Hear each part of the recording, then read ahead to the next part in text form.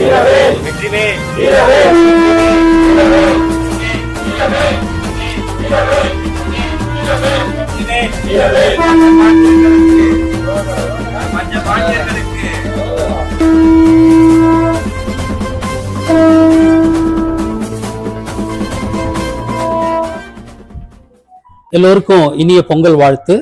இந்த பொங்கல் பண்டிகைன்றது வந்து மகாபாரத போரினுடைய வெற்றி விழா தான். நான் முதல்ல போகி பண்டிகைன்றது வந்து அர்ஜுனன் காடுகளை கொளுத்தி முதல்ல விவசாயம் பண்றதுக்கு முன்னாடி காடுகளை கொளுத்தணும் இல்லையா, அப்படித்தானே முதல்ல விவசாயம் ஆரம்பிச்சது.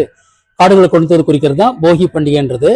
அடுத்தது தைப்பொங்கல்ன்றது வந்து அவர் வந்து இந்த மார்கழி கடைசியில தான் இது பண்ணாங்க. தைன்றது வந்து தட்சிணாயனத்துல அந்த இது தொடங்குறதுல தான் நமக்கு வந்து இந்த விவசாய பணிகள் அப்படி வந்து தொடங்குறதை குறிக்கிறது தான் அது. அதனால தை ஒன்றுல வந்து அறுவடை காலம். ஆமா, அதாவது கார்த்திகை சமயத்துல போட்டிருப்பாங்க, நம்ம போய் சேர்க்கணும். நாம இப்போ வந்து அறுவடை காலம். நம்ம அந்த முதல் நெல்லை தான் நாம வந்து பொங்கல் வைக்கிறோம். நாம இந்த பொங்கல் அப்படின்னா நம்ம மகாபாரத போருடைய வெற்றி விழா. நம்ம காட்டை கொளுத்து, அதாவது வந்து முதல்ல வெற்றி விழான்றது என்னன்னா, முதல்ல அந்த அர்ஜுனன் வந்து காட்டை கொளுத்து தான் வந்து விவசாயத்தை பண்ணணும். அதை குறிக்கிறதுக்கு தான் போகி பண்டிகைன்னு வைக்கிறது. இந்த காட்டை கொளுத்துறது வந்து நம்ம கட்டைகளை கொளுத்தி அந்த புகையை கிளப்புவோம். அது வந்து போகி பண்டிகைன்றது அர்ஜுனன் காட்டை கொளுத்தியதை குறிக்கிறது. அதன் பிறகு அந்த நிலத்தை உழுததை குறிக்கிறது தான் நம்ம வந்து அரிசி பொங்கல் வைக்கிறோம். அரிசி பொங்கல் வைக்கிறது வந்து நெல் பயிரிட்டார்கள், அதை குறிக்கிறது தான் அரிசி பொங்கல். தைப்பொங்கல்ன்றது தான் சூரிய பொங்கல். நம்ம சூரியனுக்கு பொதுவா வந்து சூரியன் இல்லாட்டி போனா அங்க எதுவுமே உலகமே இல்லை. அதனால வந்து சூரியனுக்கு பண்ற இதுதான். அதனாலதான் வெளியில வந்து பண்ணுவாங்க, அந்த பகல் நேரத்துல சூரிய ஒளியில பண்ணுவாங்க. நாமளும் அங்க மேல வந்து பண்ணியிருக்கோம். அது அடுத்தது வந்து இந்த மாட்டு பொங்கல் இருந்து மாடு கிருஷ்ணனுக்கான பொங்கல் தான் அது. மாட்டுக்கார கிருஷ்ணன் தான் அதுக்கு காரணமா இருந்தாரு. மகாபாரத போருக்கு வெற்றிக்கு காரணமா இருந்தவர் அவர் தான். அதனால மாட்டு பொங்கல் வந்து கிருஷ்ணன் நினைவு கூற மாதிரி இது. அதன் பிறகு வந்து காணும் பொங்கல் வரும். அந்த 4ஆம் நாள்ன்றது காணும் பொங்கல். அதாவது ஆடு மேய்க்கும் கோணார்கள் அவர்களை வந்து கிருஷ்ணன் திருத்தி பாண்டவர்களோடு அவளை சேர்த்து விட்டுருந்தாரு. அது வந்து ஒரு நாள், அதனால தான் அவர் சொன்னாருன்னா, இவங்க முதல்ல ஆடு மேய்க்கும் கோணார்கள் முதல்ல கௌரவர்களை தான் ஆதரிச்சிருந்தாங்க. அப்புறம் கிருஷ்ணன் போய் சொல்லி, ஏன்னா இப்ப நீங்க மலை மக்கள் ஜெயிச்சுட்டா நீ ஒண்ணுங்க சரி, இப்ப இவங்க ஜெயிச்சுட்டா என்ன பண்ணுவ, நீங்க 2 பேரும் ஒரே இடத்துல வாழ்ந்துட்டு இருக்கீங்க, தரையில் தானே வாழ்றீங்க அப்படின்னும் போதுதான் அப்புறம் அவங்க வந்து சரி ஒரு நாள்ல மட்டும் நீ போருக்கு போயின்னு அந்த ஒரு பானம் போடுறாங்க இல்லையா, அதுதான் சிம்பாலிசம்.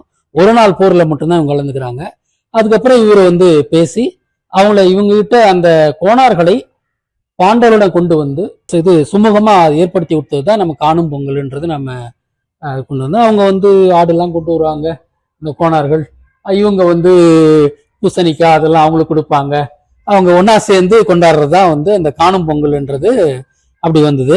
இப்படித்தான் 4 நாட்கள் பொங்கல் வந்து அதை குறிக்கிறதா இருந்தது. ஆக இது மகாபாரத போரினுடைய வெற்றி விழா. அதனால்தான் நம்ம பஞ்சபாண்டிகளை வச்சிருக்கோம், கிருஷ்ணன் அங்க வச்சிருக்கோம் ஆச்சுங்களா.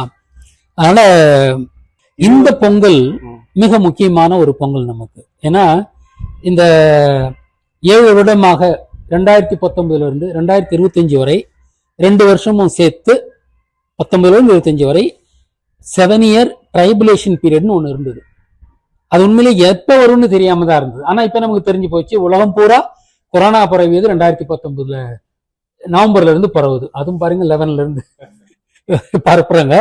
அப்ப இந்த கொரோனா அது 11 ராவணேந்திரன் தானே, அது நவம்பர்ல தான் கடைசியில அங்க வந்து ஊஹான்ல வந்து நவம்பர் 18ஆம் தேதி என்னதான் பண்ணாங்க அது. சோ அதனால அந்த உலகத்தையே கெட்ட காலம்ன்றது வந்து அந்த கொரோனா தான். எல்லோருக்கும் ஒரு கஷ்ட காலம், ஒரு கொடி காலம்ன்றது கொரோனா தவிர வேற எதுவுமே கிடையாது. அப்ப நமக்கு எந்த 7 வருஷம் தெரிஞ்சு போச்சு. 2019 இருந்து 2025 வரை தான் அந்த 7 வருஷம் அந்த ட்ரைபுலேஷன் பீரியட்னு சொல்றது. இப்ப நமக்கே கூட பாத்தீங்கன்னா 5ஆம் தொழிற்சங்கத்துக்கும் ஒரு ட்ரைபுலேஷன் வந்தது. தம்பிகள்லாம் ஜெயிலுக்கு போயிட்டு இருந்தாங்க, அப்படி ஒரு நெருக்கடி நமக்கு வந்ததுன்றதெல்லாம் தெரியும். ஆனா இதோட நமக்கு அந்த கெட்ட காலம் முடியுது. 26 நமக்கான நாட்கள், தமிழருக்கான நாட்கள். நான் 2-3 வருஷமா சொல்லிக்கிட்டு இருந்தேன். எனக்கு வந்து இன்ட்யூஷன், அந்த உள்ளுணர்தல் மூலமா நான் சொல்லிக்கிட்டு இருந்தேன். என்னுடைய சிந்தனை கிடையாது, அது ஒரு இன்ட்யூஷன். நமக்கு வந்து அது ஒரு மாதிரி உண்மையாக தோன்றுபடுது. அது வந்து 2024 யூதன் விழுவான் தமிழர் எழுவர் அப்படின்னு நான் சொல்லிட்டு இருந்தேன். நான் எனக்கு இன்ட்யூஷனால் தான் சொன்னேன். அதே போல யூதர்கள் விழுந்துட்டாங்க. இப்போ அவங்க செமத்தி அடி வாங்கி கிடக்குறாங்க. அது இப்போ ஒரு 6 மாசமா அந்த நிகழ்ச்சி நடந்துகிட்டு இருக்குது. அடுத்தது நாம் எழ வேண்டியது 2026 நாம் தேர்தலில் பங்கேற்று தமிழர்கள் ஆட்சியை பிடிப்பதுதான் நாம் எழுவது என்பது. 2026 நாம் 5ஆம் யுக கட்சி என்ற பெயரில் போட்டியிட்டு அமோக வெற்றி பெற்று நாம் நாட்டை ஆளுகின்ற வாய்ப்பை பெறப்போகிறோம். அதை குறிக்கிறது தான் இப்ப இந்த வருஷம் நினைக்கிறேன் நான். அதனால மணி அடிக்குது பாருங்க.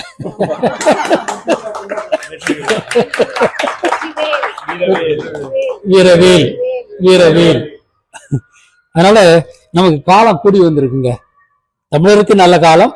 அதாவது உலகத்துல 2 இனங்கள் தான் இருக்கு. ஒன்னு யூத இனம், மீதி தமிழினம்.